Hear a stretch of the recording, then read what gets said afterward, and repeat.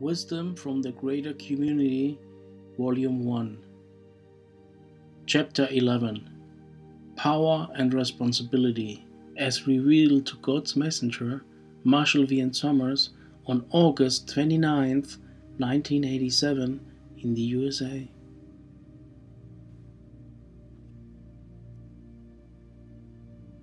Many people's interest in personal development, in spiritual growth, and in cultivating their abilities is associated with the issue of power. It is very essential that you realize that power and responsibility are intrinsically tied together. You cannot separate them.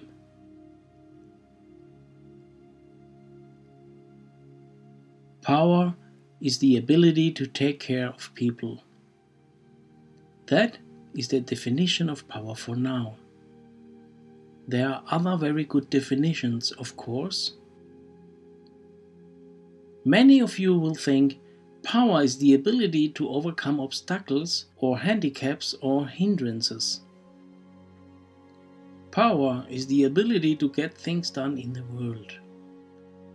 Power is the ability to maintain a state of equanimity. This is all true, but it is necessary to talk about power in the context of providership, the ability to take care of others without loss, but with gain. This is not the only definition of power, but it is relevant here.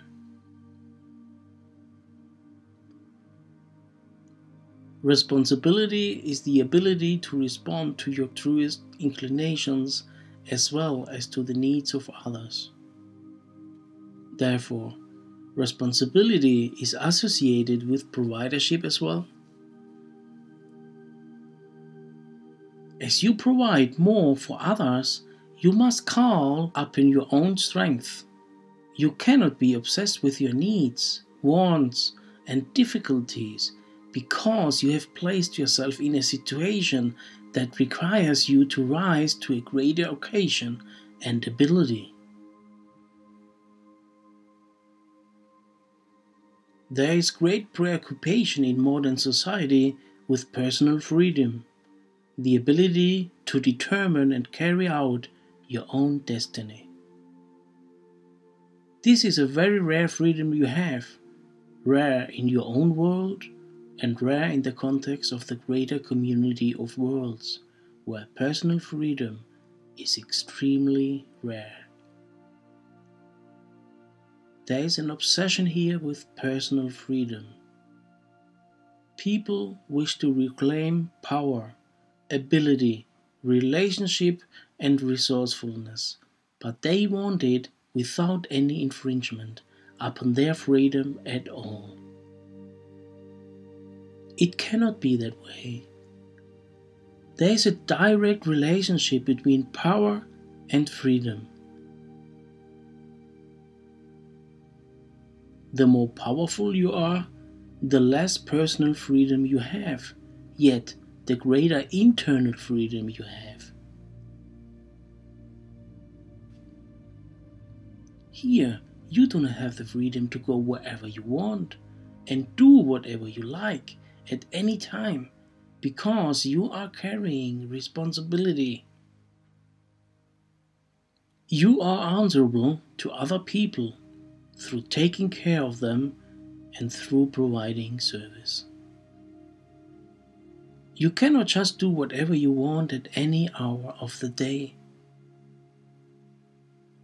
With greater power and ability, you have a greater sense that your life has destiny, purpose, and direction. And this is the greater context for freedom. Personal freedom becomes very obsessive because it demands things from life that you yourself cannot provide. People say, I want to have complete peace, power, and ability. I want to be able to do what anyone can do, but I do not want anything to hold me back, restrict me, restrain me, or bind me. I want to feel good about myself at every moment. I do not want to be in difficult situations. I do not want to be confronted with ugly things. I want the world to be a wonderful place so that I can have personal freedom and not hurt anybody.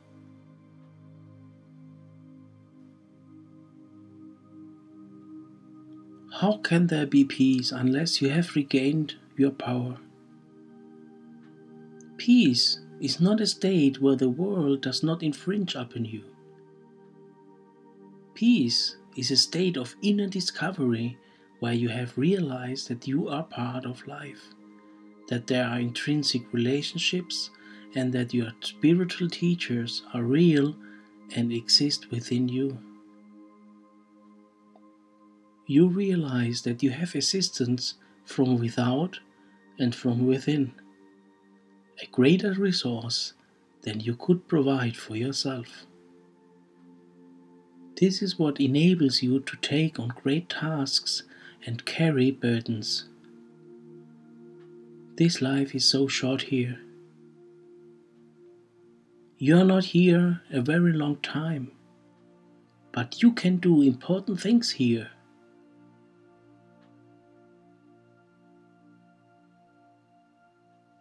In modern society, you have both an opportunity and a handicap. Your great opportunity is the freedom to seek knowledge and to express your inner life openly.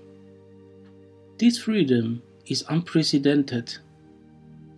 Your handicap is that you have very few models for true power and ability and very few models for successful relationship.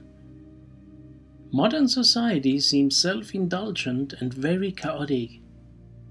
You are free to shop, but the selection is very great and you have very little reference on how to make the best choice.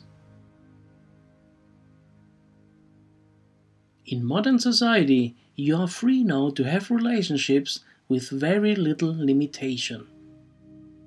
Men and women are extremely available to each other as never before. They are not held apart by social castes or economic lines. You have tremendous wealth available to you. Your life is easy and your fundamental needs are being met, for the most part. You have houses to sleep in, clothes to wear, and food to eat. So with your freedom you seek to regain your power. Yet if you try to do this without assuming the burden of responsibility, then your search will be fruitless. You will be demanding from others that they accept you and give you the freedom and license that you yourself cannot provide. This attempt is very disappointing. It is focused on taking and not on giving.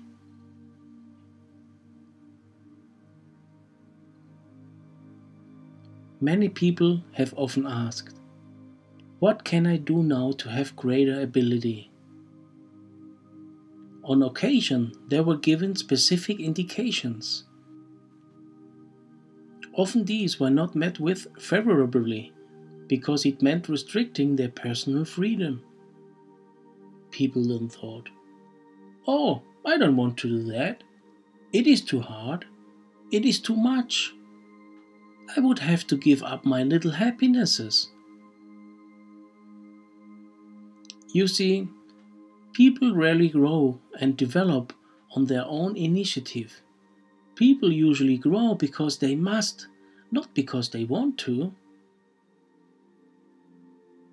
There is complacency that is inherent in intelligent life, and your environment is so easy that complacency is built in. If you lived in a more demanding environment where your choices were limited, then you would value your decisions far more because they would have much more serious consequences.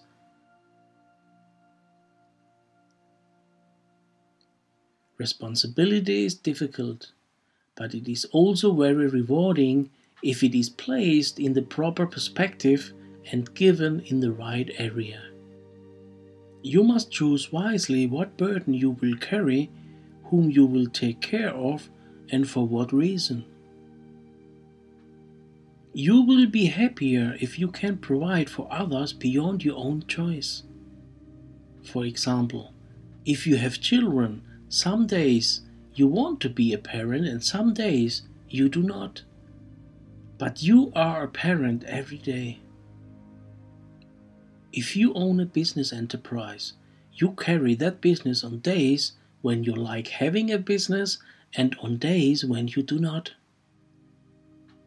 Here, your rewards are greater and more long-term than the freedom to go and have a day off whenever the impulse strikes you. Therefore, in whatever employment you are engaged, concentrate on contributing to people. Do not concentrate on being liked and accepted. Do not concentrate on having the license to express yourself without other people's disagreement. Do not seek for freedom. Seek for contribution. You are free to contribute in your society to a very great degree. This freedom is worthwhile. When you leave this world, you will not have to feed and house yourself. You will not have to take care of a physical body. You will not have all these trials and difficulties. It is a characteristic of all men and women who have regained knowledge that they can take care of other people effectively without a loss of vitality. This does not mean it is easy. This does not mean that it is always a pleasure, and it does not mean that they do it gracefully necessarily. But they are capable of doing it.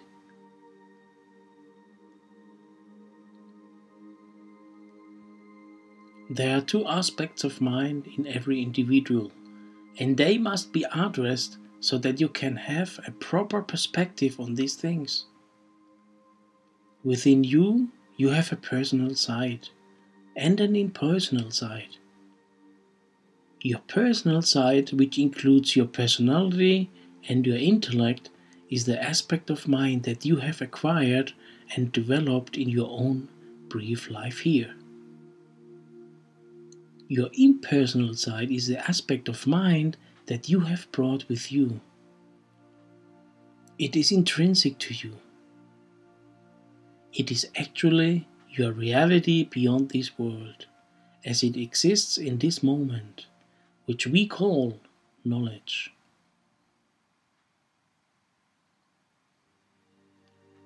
Within the personal side, there are many points of view, but they are all personal. There is a fundamental difference between a viewpoint from your personal side and a viewpoint from your impersonal side. From your personal side, your life looks one way. From the impersonal side, it looks an entirely different way.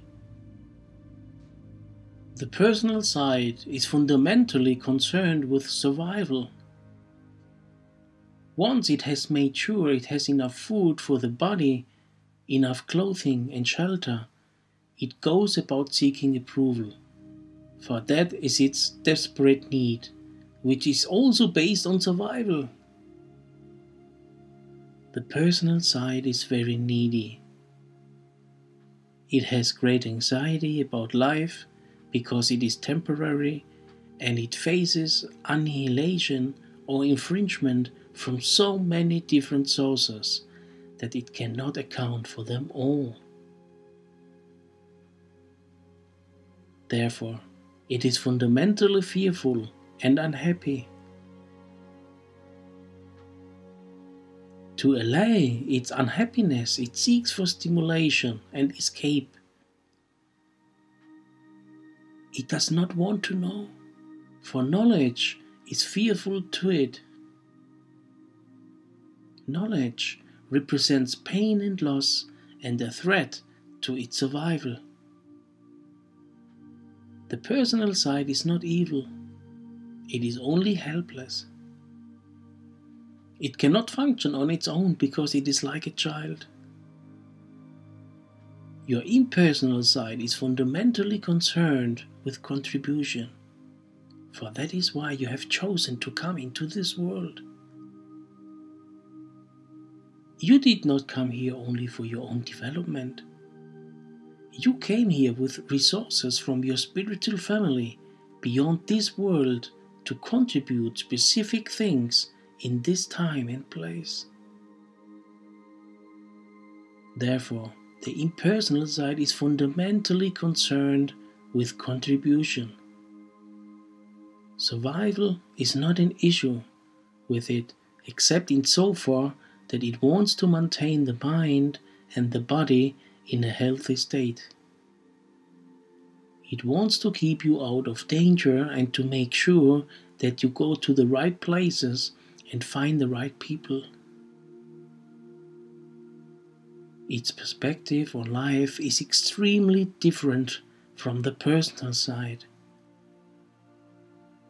Its priorities are different, its frame of reference is different, and its concept of relationship is different.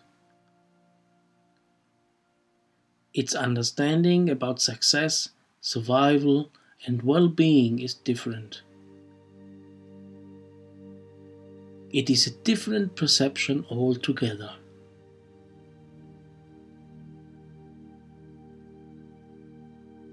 Our work is to provide a shift into the impersonal, for until that happens and becomes a foundation for perception and decision-making, your life will still seem reckless and inconsistent. You will go from happiness to sadness, back and forth, back and forth. You will have brief moments of insight and long periods of emptiness and frustration. It is important to reiterate that perception from these two states of mind is extremely different. From your impersonal side, once you gain a foundation there, you will look at life as if you were a visitor from your spiritual family whom you were sent here to serve. You will not be intimidated by the world because you will know it is a transient, temporary state and it cannot touch you. It can only hinder your ability to contribute. Your inner teachers are related to your impersonal side. That is why contact with your inner teachers is very valuable, because they have the ability to initiate you into knowledge.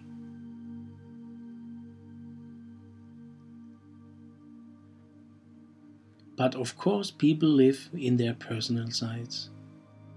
You were born in a state of amnesia, and you have grown up developing your personal mind so that it can communicate and survive in this world. Communication and survival were necessary steps which you could not bypass in order to function here. You must have a personal mind because it provides access to other people. It enables you to survive here in a physical state, but its duties and responsibilities are so limited when compared to your knowledge that you cannot give these two aspects of mind equal footing. Your personal mind is about 10% of you, and it is the 10% that you live in. Taking you beyond your personal mind gives you a vision of life and a direct experience of your purpose. In time, as you gain further and further access to this experience, you will have the foundation for true accomplishment. When people talk about intuition, they are feeling the effects of the impersonal on the personal, but they are still in the personal. They are still concerned with getting things they want so that they can survive. This also includes happiness, because if you do not get enough happiness, you will lose interest in survival and destroy yourself. This is why people do all manner of harmful things to themselves, physically and mentally. They do not care anymore.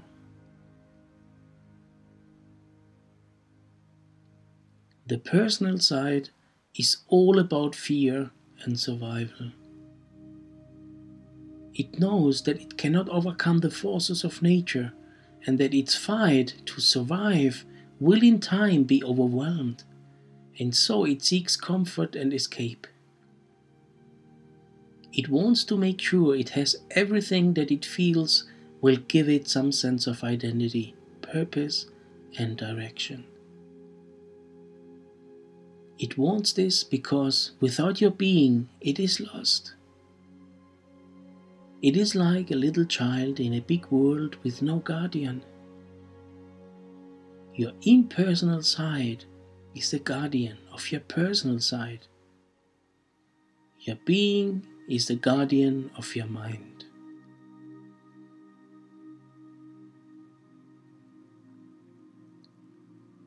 To be initiated into knowledge is to shift your frame of reference from your mind to your being.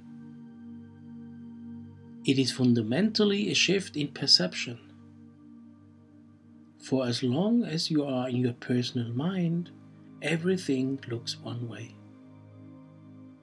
Yet, as you gain access to knowledge and are able to experience it with greater frequency, you will notice this dramatic shift.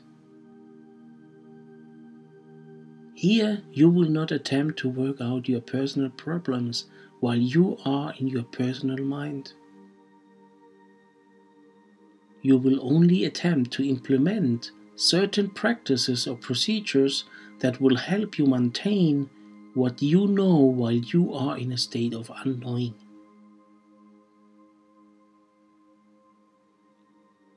It is very damaging to believe that your personal mind is evil or terrible when it is really pathetic. This is like punishing a child for being a child, for not being an adult. Can you create a mind in a few years that can match the magnitude of your true identity? Can you mock God like this? Can you create an awareness or a belief system that can in any way match the power of knowledge? Of course not. Your personal mind needs your impersonal mind to be safe. As your impersonal side emerges, you will feel increasingly safe and secure. Yet there will be resistance at the beginning because of this survival issue. As you learn to receive instruction from your inner teachers, you begin to relinquish some control over things.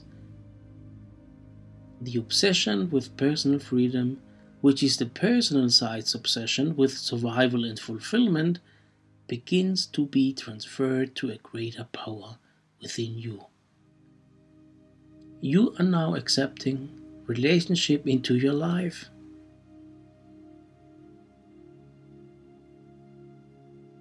You may live in a free country, and yet you live little lives obsessed with ridiculous things. When you are scared, you go seek relationship, and it gives you temporary relief. You do not know what to do with your freedom. God is not interfering. You can do anything here, but very few people know what to do with their freedom. It is very sad because you may have everything and you are still empty. Your true desire inside has not been quenched. What begins to restore you then is responsibility. Knowledge will always direct you to begin to serve people, to care for them, to act in a responsible manner, and to be effective in communication. It will help you discern whom to take care of and whom not to take care of. Human beings must serve. You were made for this. In fact, all beings were made to serve. If you are a taker in life, you will be very unhappy. Life here cannot give you enough to satisfy you. It is always taking things away. This is extremely sad. Knowledge is with you. It is a tremendous presence. It is so powerful that it is frightening to encounter it at first. You can only gain access to it in small degrees because you do not yet have the capacity to accept such magnitude of mind. That is why when people have an experience of knowledge, they run away and go hide. They go back into romance or intoxication or some kind of debilitating activity where they can hide because knowledge is so great.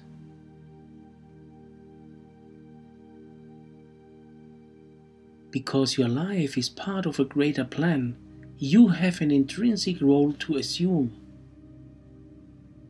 This always engages you in relationship with others in a very profound way.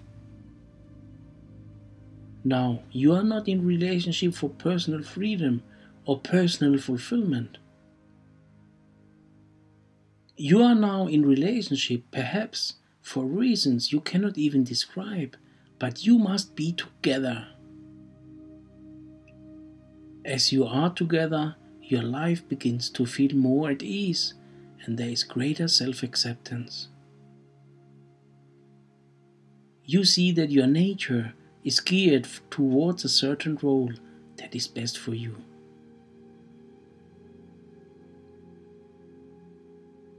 God knows that if you found your rightful place, much of your current turmoil would disappear. You would be happy just to do your part. Yet because your part is in contrast to so many of your former goals and ambitions, and because your personal side fears that your part may not be real or true, it is not sought after. You see, there are turning points in life. Let us say that life has 3 periods: a period of denial, a period of discovery, and a period of accomplishment. In the first period, your life is really about escaping knowledge. It is preoccupied with excitement, sensation, and stimulation, so that your mind will not know anything.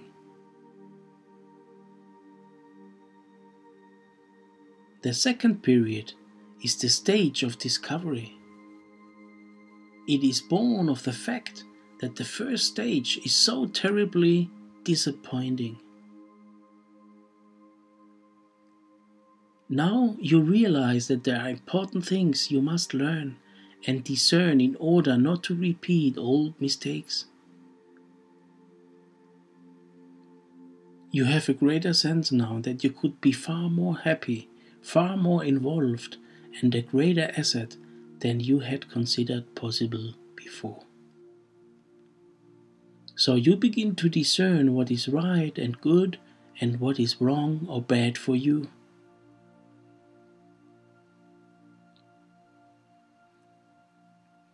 This in time leads to the discovery that you do have a purpose and that you must engage yourself in a certain way in life to discover this purpose and live it, for it is in living this purpose that it is discovered. We cannot give you a definition and say, "You are this," and you say, "Oh, I'm happy, I know that I'm this." You must live it. It must grow for you. It is so great that you cannot simply accept it and have it happen.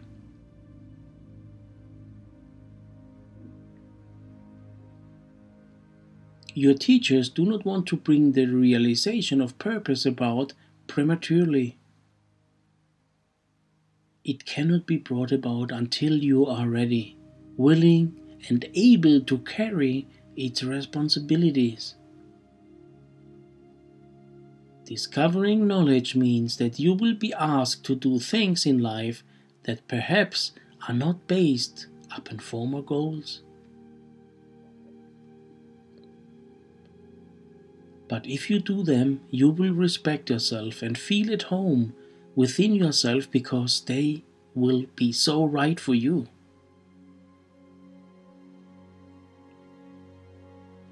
The greatest struggle for freedom is always to escape the personal side to find knowledge. But if you are afraid of your impersonal side, which everyone is, and have not ventured there effectively, then you will attempt to make other people laugh and accept you, either by force or persuasion, and make sure that no one infringes on you in any way. No one can tell me what to do. You see, that is a problem with inner teachers. They tell you what to do and you need their advice greatly, but they also teach you how to make decisions.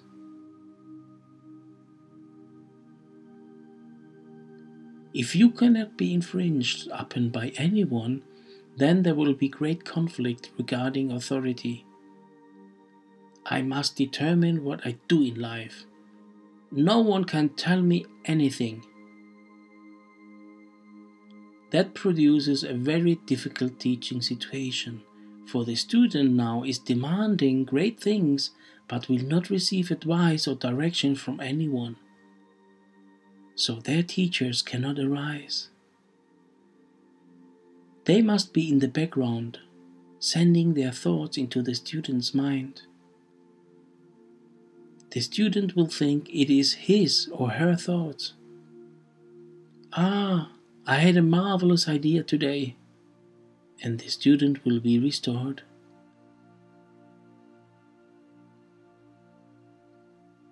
As students learn to follow, they begin to have a sense that their direction is not coming from them alone, that there really is a great presence with them. It is not just their presence, for what is presence but relationship? You as an individual have no presence. You cannot have presence and be separate from life. You have presence because you are intrinsically joined with life, and that is what produces presence. There are no powerful individuals. What can a powerful individual be? Powerful individuals are expressions of something greater than individuality, and that is what makes them powerful. That is why there are no great individuals, but there are great relationships.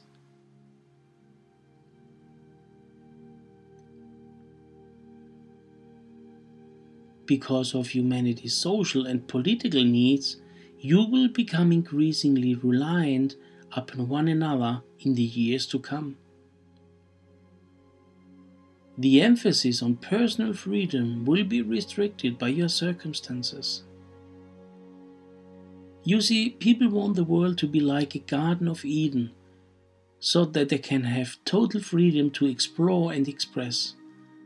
But the reality is that they have created something very different, which requires them to be in relationship with one another and learn to cooperate and take care of people. If you lived in a Garden of Eden, you would be very happy because it would not be requiring anything of you. You would be in a very beautiful isolation.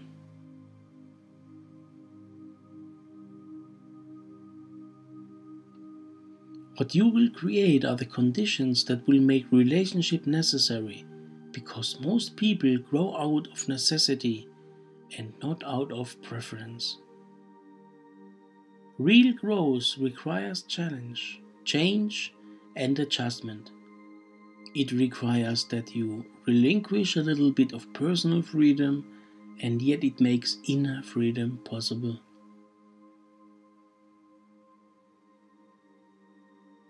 How can you know your abilities unless you take care of people? How can you achieve anything without carrying a burden of responsibility? How can true friendship or true marriage ever be established unless you risk your own personal interest for someone else? That is why having children is beneficial to many people. Then life is more about providing for others. There is a certain peace in this, even though it is not easy. Here, you do not have time to be constantly questioning, who am I? How am I doing today? What is my mental state? What is my physical state? You have to take care of people.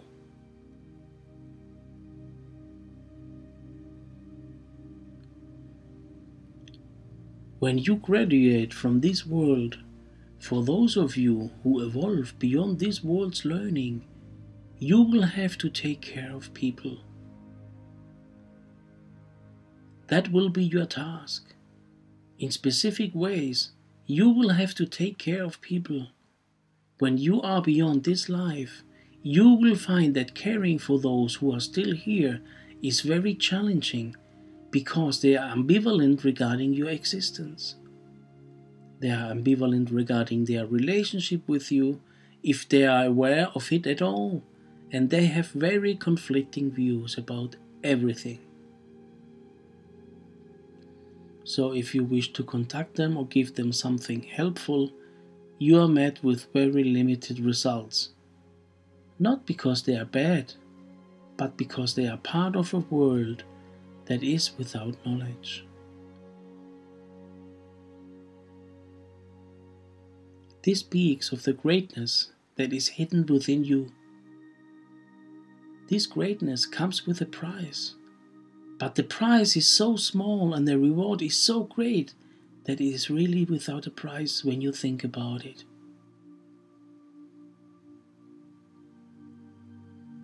Students of knowledge must consider their relationships seriously, because relationships are very important. They must consider their lives as having purpose, and everything they do as being related to this purpose in some way. You must be engaged with people in a special way to activate knowledge in each other. These relationships based on knowledge are not merely therapeutic. They do not merely put the personal side at ease. They are really for something greater. Your challenge now is to learn to contribute to the right people for the right purpose without putting yourself at risk unnecessarily.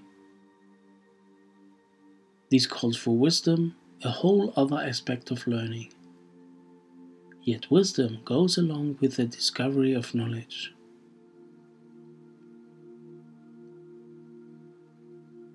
Here is an important idea that may perhaps be contrary to many of your ambitions.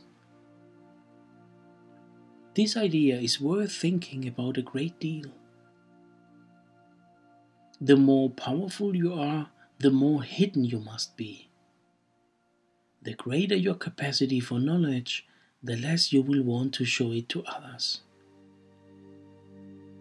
Those who have knowledge do not display it except in certain circumstances and with certain individuals. Why is this so? Because otherwise it generates conflict, fear, and hostility towards the giver. It gives rise to the most deeply held conflicts of mind in the recipient. It can activate change before a person is ready for change and can stimulate a power in the recipient for which they may not have the capacity. Therefore, the more power you have, the more hidden you must be. For those of you who have thought about transforming the world or making a big show by demonstrating some great virtue, you must think very carefully now.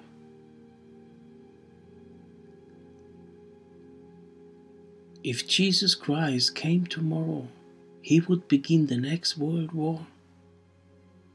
We assure you this would be the case. The believers against the non-believers. It would be terrible. Whenever any great soul has become public, there has been much conflict and discord. It has set in motion great forces of change. It has activated many people. When you are activated by knowledge and you cannot accept it, you will fight the giver. Has Jesus Christ brought peace to the world? He has brought the activation of knowledge. Many wars followed his presence here. He knew this would happen, of course. Thus, even he had a conflict with giving.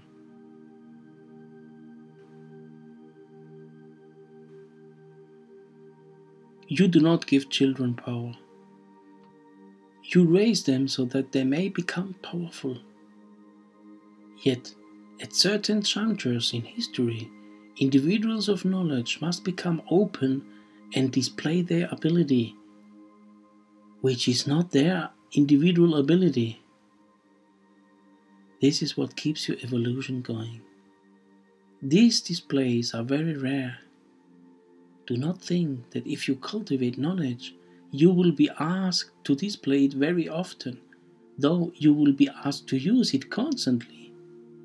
If you give it indiscriminately, you will be very disappointed because you will find that most people are not interested, and if you press them, they will become belligerent. It is very hard then not to be critical of others or demean your own gift.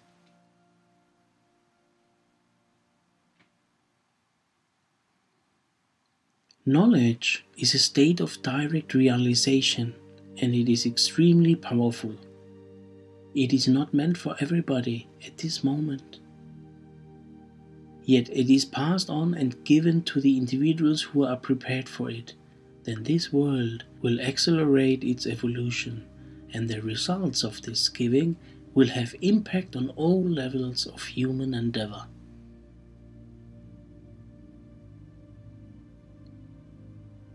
You see, God does not want to activate knowledge in each individual completely at this moment. It is not God's plan to do this because it does not work.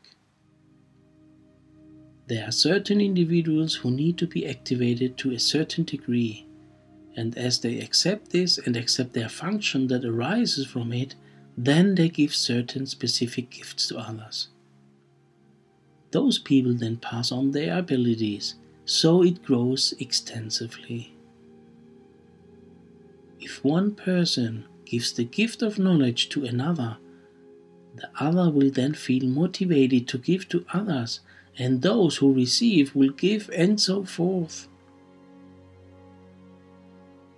Therefore, the initial gift will grow tremendously and have a resonating effect. That is how God brings about fundamental change with a minimum of disruption. That is how a greater ability of mind is brought into play without producing terror or conflict. The wise know this to be so. That is why they say, the greater your power, the more hidden you are.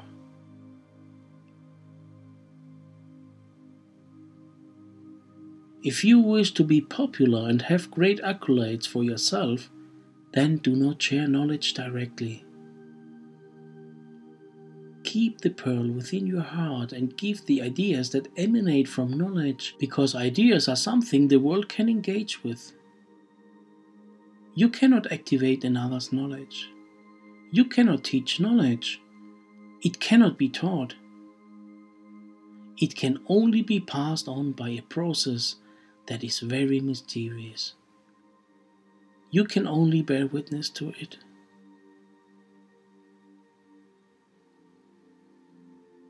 Knowledge activates knowledge.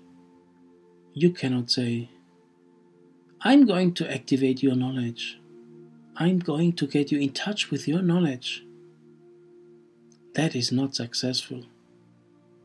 You do not know how willing, ready, or capable the other person is.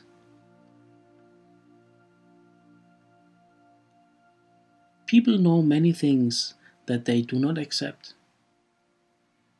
You know things about your life that you have not accepted.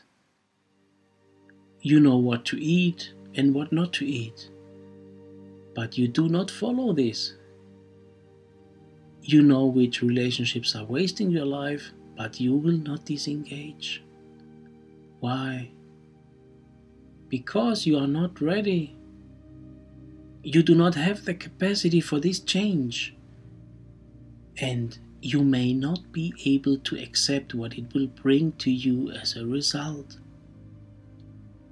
That is all right, but if you try to teach people knowledge, you will try to change them, ignorant of their level of preparedness. Knowledge activates knowledge. Therefore, your first responsibility is to become a student and a recipient of knowledge. Then knowledge does the work itself. Ideas are very important because they prepare people to discover knowledge, but ideas are not knowledge. All that they can do is prepare a mental framework where knowledge can arise most easily.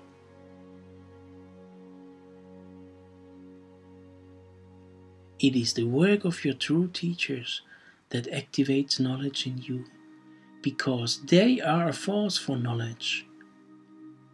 It is not their personalities that are important, it is their power in activating knowledge.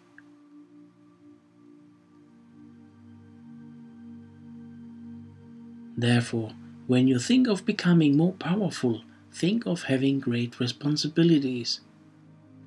If you want power without responsibility, you will end up fighting people and blaming them for your difficulties. If you want more power, you will have less personal freedom and will have to be more discriminating in relationships.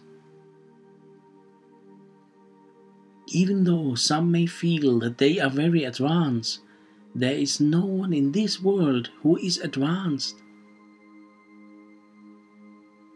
No one in this world is beyond temptation or fear, so do not think that you can overcome the world.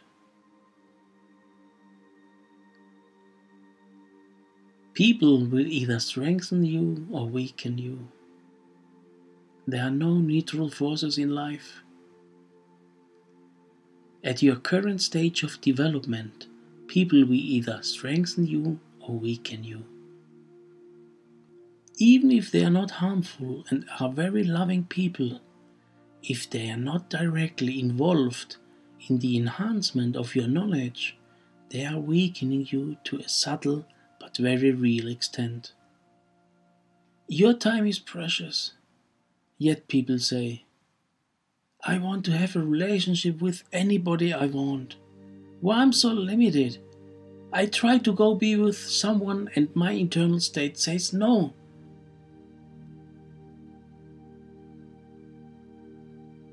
There is an infringement upon your freedom when you are assuming greater responsibilities. If you become married, you cannot have sex with anyone you want. If you have children, you cannot go out and play at will. If you have a business enterprise, you will have great burdens and concerns. Attempt anything important, and there will be an infringement on your personal freedom. This is fine, because it offers you something better.